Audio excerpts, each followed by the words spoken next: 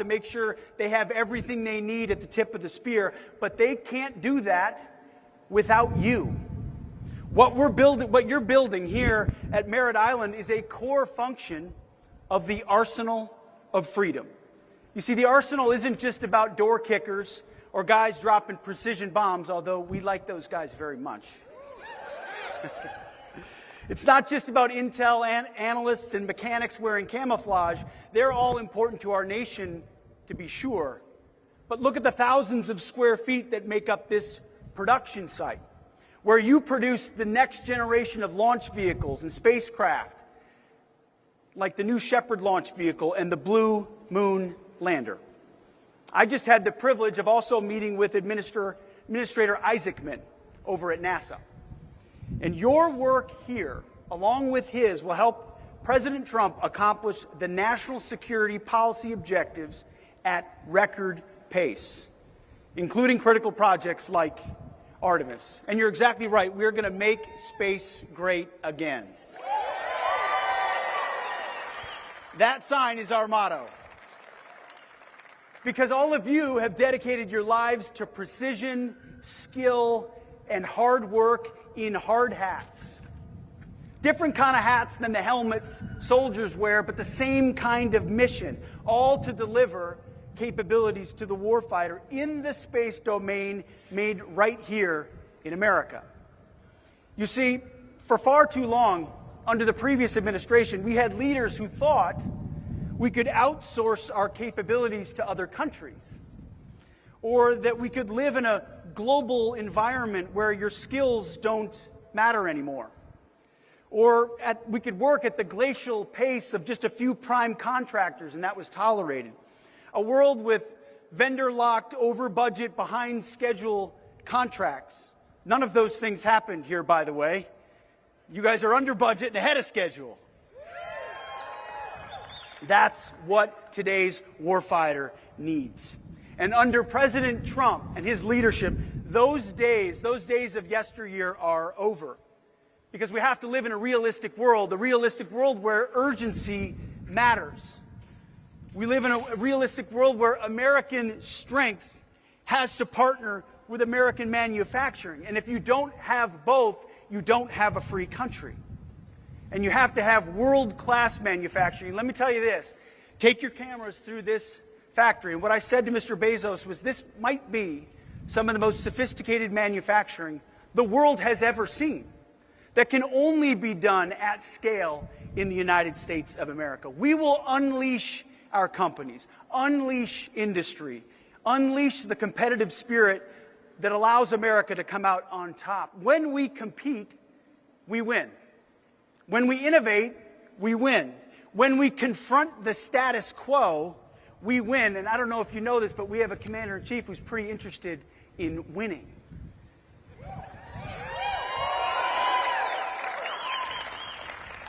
No more business as usual, which I know, Mr. Bezos, is music to your ears. You've never done business as usual. And at the War Department, business as usual is over. Our job is to unleash space pioneers, just like we are unleashing our warfighters. And President Trump, in service of that, has some core principles. First, we are putting America and Americans first. Our citizens and our workers first, setting the conditions for you to succeed, securing our people in our homeland and our hemisphere. It's long overdue. Second is peace through strength. At the War Department, we are the Strength Department. Our job is to be the hammer when necessary, but hopefully never have to use it. It's called deterrence. But if we must use it to fight, we will fight to win, overwhelmingly. And the third principle is common sense, which, as you all know, is not so common in Washington. But in the Trump administration, when you look at the problem we have as a nation, we have to build at scale and at speed, and that's vital. It's common sense, so we have to go faster and empowering our fastest runners. You will see those common sense principles applied at the War Department in three simple ways. One, we're reviving the warrior ethos. We're eliminating the distractions and the debris. No more DEI, No more dudes in dresses. No more climate change worship or social justice or political correctness. We're done with all of that. We're just unleashing the warfighter to be lethal, trained, disciplined, accountable, and ready. And when you allow them to do that, they're really good at their job, as an indicted criminal in Venezuela found out about a month ago. We are allowing commanders to be commanders again, leaders to be leaders.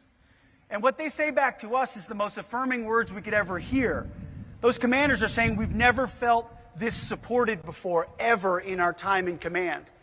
Under President Trump and under the War Department, you're allowing us to use the authorities to go out and do what we need to do, clearing out the debris. That's music to my ears. That's my job, to serve those who serve, allowing our warfighters to be even more capable. Second, we're rebuilding our military. That's why we're on the Arsenal of Freedom tour. That's why we're here in Florida. We're going across the country for a couple of months, talking to industry, large like this one, and small. We need all of them. And we need you to move fast, at scale, at cost, to outcompete our adversaries, to rebuild our arsenal of freedom. President Trump did it in his first term, and we're doing it again. As you may have heard, the One Big Beautiful Bill provided the War Department a historic down payment of $150 billion to supercharge President Trump's defense capabilities. He has announced the goal to spend $1.5 trillion for our national defense in 2027.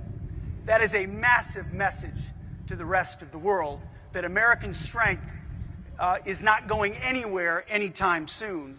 We will dominate in every domain. That One Big Beautiful Bill also provided $25 billion for the Golden Dome for America, revolutionizing our homeland defense through cutting-edge space-based capabilities, which we're going to need. We're talking about a vigilant constellation of next-generation sensors and satellites that will see every threat from every corner of the globe, paired with a network of space-based interceptors ready to neutralize any ballistic missile, any hypersonic weapon, any drone, long before it threatens our homeland. The kind of protection President Trump has promised the American people and the War Department will deliver. That is how we establish total orbital supremacy. That is how we guarantee the safety and security of the American people. Space Force's General Gutlein has done a fantastic job so far leading the charge. He knows the path of what's expected for Golden Dome. I get briefed monthly on its progress. This is not something you see, President Reagan helped defeat the Soviets by casting a vision of SDI, of a dome. President Trump, given the companies we have in this country, like this one, can now make that vision a reality for the American people, a huge conundrum for our adversaries who are counting on a whole different dynamic. We will continue to work with our partners because we have to dominate the space domain. That means we'll ensure that we keep building rockets and engines and landers that you make here at scale and at speed. Third, we're reestablishing deterrence. So we're reviving the warrior ethos, rebuilding the military, and you have to reestablish deterrence if you've lost it. Whether it was the disastrous withdrawal in Afghanistan, a sin and a shame on our country, or what happened on October 7th with Hamas in Israel, or the war in Ukraine that never would have happened if President Trump was president. Radicals who shot at our ships and we didn't respond, or the invasion of our of tens of millions of illegals. The world saw an open invitation to challenge America under the previous administration. It didn't feel like America was prepared. Biden was asleep and Lloyd Austin was AWOL. So the first thing we did at the War Department was reestablish deterrence. It started on day one. We locked down the southern border. We've gone 8 months with 0 crossings at the southern border. Turns out we didn't need new authorities, we just needed a new president. Credit to Customs and Border Protection, our law enforcement partners, Immigration and Customs Enforcement, and others who do a very difficult job every day. The War Department, was proud to stand beside them since day one. We also reestablished deterrence through our efforts with the Houthis, Operation Rough Rider. Now, from the beginning, some people thought, the Houthis? Why do we have to deal with the Houthis? Well, it's because the Biden administration allowed Islamists to shoot at our commercial and military ships, and we didn't respond. All the way back to the presidency of Thomas Jefferson, we've understood that free navigation of the seas is a core tenet of the United States of America. You don't shoot at American ships. Yet Joe Biden allowed those attacks to go on as if it was a new normal, a new status quo. Well, we responded, and after 50 days of relentless bombing, the Houthis cried uncle. They said, okay, we won't shoot at your ships anymore. They were dying, literally and figuratively, to make a deal. And American ships now in that region and all around the world sail freely. Look at Iran and what President Trump said about their nuclear capabilities. Iran will never have a nuclear bomb. They didn't want to pay attention or believe him. So 7 beautiful B-2s flew 37 hours and dropped 14 precision munitions on top of their nuclear facilities undetected, flawless, in the middle of the night, something only America, the United States of America, can do. Peace through strength, deterrence in action. We see the same thing with narco-terrorists in our own hemisphere. How long have leaders been talking about a war on drugs or taking drugs off our streets? Well, for a long time, it was simply a catch and release program, a law enforcement function that didn't work. But these narco-terrorists, designated terrorist organizations, targeted our communities, our kids, and our people in our country. They knew exactly what they were doing. So instead of catch and release, we let them know, if you're going to sail in your drugs toward our country in international waters, we will target your drug boats and we will sink them. Well, I don't know if you've noticed, there haven't been many boats sunk recently because we can't find any boats to sink. And I'll pause for a minor announcement. As work continues, as it should, don't stop for a speech. You see, no one wants to get in a narco boat anymore. And that's the whole point. And then on January 3rd, the whole world saw what our military is capable of at every echelon. When we brought the indicted nominal leader of Venezuela, Nicolas Maduro, from a fortified house in the most fortified location, inside their biggest fort, in their capital city, in the middle of the night, without them knowing we were there until 3 minutes before.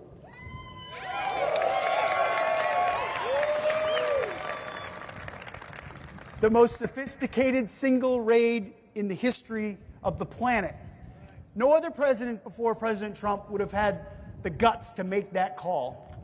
And no other military in the world has the ability to do it. I remember when Nicolas Maduro mocked us and said, "I'm right here, come get me." Well, he found out. All of this brings me back to why I'm here looking you in the eye on this cold Florida afternoon. You are the men and women who pour your lives and careers into building these incredible launch systems that we need, that give us that advantage. Whether it's in Iran, whether it's in Venezuela, whether it's halfway around the world, that's the advantage our warfighters need. And at the War Department, our job is to make sure you can do your job as efficiently and decisively as possible. Now, you can imagine, that's a difficult thing for us. We're a giant headquarters, the largest headquarters in the world, and headquarters exist to move paper.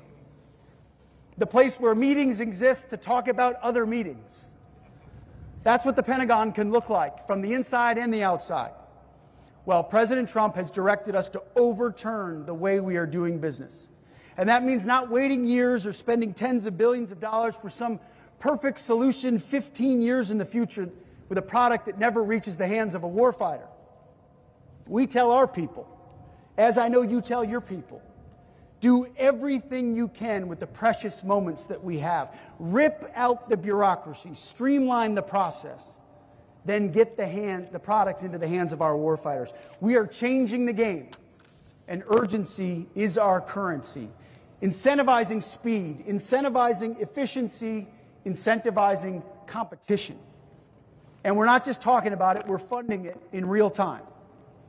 The One Big Beautiful Bill invested $16 billion directly into our defense industrial base, expediting innovation to the warfighter, sending a clear demand signal to our best American innovators, like this one right in front of us. And like he would expect from all of you, we expect back to defense and the industries in defense, no more excuses, no more barriers to entry, no more monopolies. Guaranteeing that companies like Blue Origin, in factories just like this one, can compete. And yes, that means speaking some tough truths, as the President did when he signed an executive order on January 7th, ordering big defense contractors to be held to the highest of standards. No more egregious executive bonuses, no more stock buybacks, no more ridiculous CEO salaries when you can't even deliver weapons on time for the warfighter. The companies we invest in need to prioritize the warfighter. We need to put the warfighters first, just as you put your products every day first. And that's why it's an honor to look out at this great audience here of Americans who appreciate the spirit of that executive order. You see, I don't mind people making lots and lots of money. Please make lots and lots of money. But if you're going to do so, deliver for the American people and the taxpayers the capabilities you said you would deliver.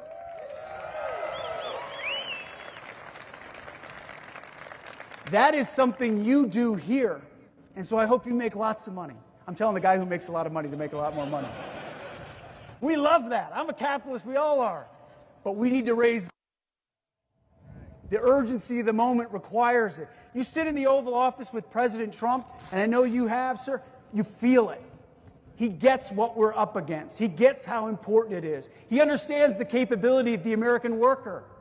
That if we unleash the American worker and American industry, we will outcompete. We will out-innovate. But buildings like the Pentagon have held that back for decades. And with this Arsenal of Freedom tour, we say no more. We will unleash American space dominance. You see, it was President Trump also in 2019 who established the Space Force as the 6th military branch, and he established it for a reason. In warfare, we can't just command the skies and the seas or our hemisphere. We have to dominate the ultimate high ground. We've always known this. Any infantryman knows this. Anybody knows this. Whoever controls the high ground controls the fight. Space is the ultimate high ground. So we will chart the path. We will set the tone. We always have, and we will again.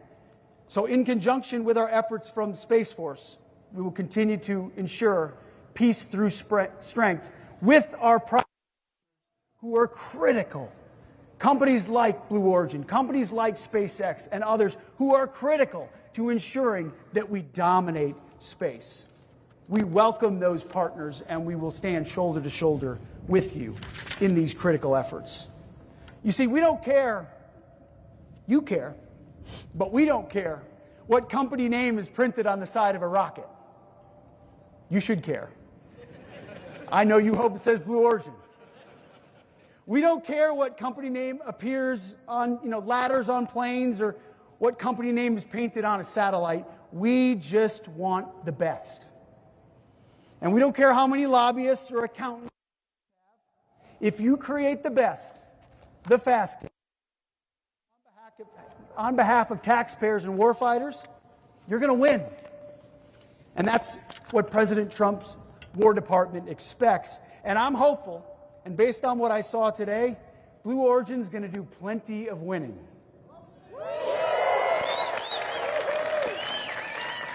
And that's a great thing. That's a great thing for your company. That's a great thing for you.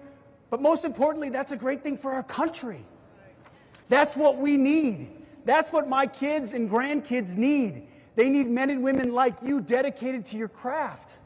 That's what the trigger pullers need, the pilots need, the surface warfare officers need, the medics need. All those guys and gals wearing camouflage need you. They need Blue Origin. They need space dominance. That's our job at the War Department, is to allow you to run and run as fast as you can. And your leadership here knows, and the rest of the leadership across our defense industrial base need to know, this is not about Wall Street. It's not about dividends. It's not about stock buybacks. This is about warriors. And how quickly can we deliver them to them as quickly as possible, the most lethal capabilities. President Trump is deadly serious. He feels the urgency, and so do I. We must rebuild our arsenal of freedom, maintain supremacy over the space domain. We'll go fast, and we'll move fast every single day. And as I look out at all of you, cold, but heads nodding. I see heads nodding everywhere. We have the best workforce in the world, the best engineers, the best entrepreneurs, and the best innovators. This crowd right here on Merritt Island. And I want to express my appreciation for all of you. You have taken and ran with that demand signal. You know what time it is. Your leadership knows what time it is. And that's all we can ask for. And that we deliver that same message across the entire country. Go fast, take risks, and continue to build the best and build in America. The urgency of the moment requires this. So thank you for inviting us here. Thank you for grabbing onto the challenge that President Trump has given us. We are grateful for everything that you do. It's been an honor to meet a lot of you, by the way, who have kids or grandkids that serve. I got a chance to meet a bunch of you who are vets yourselves, who continue to serve. You wore the uniform, you're serving again, shoulder to shoulder with the best.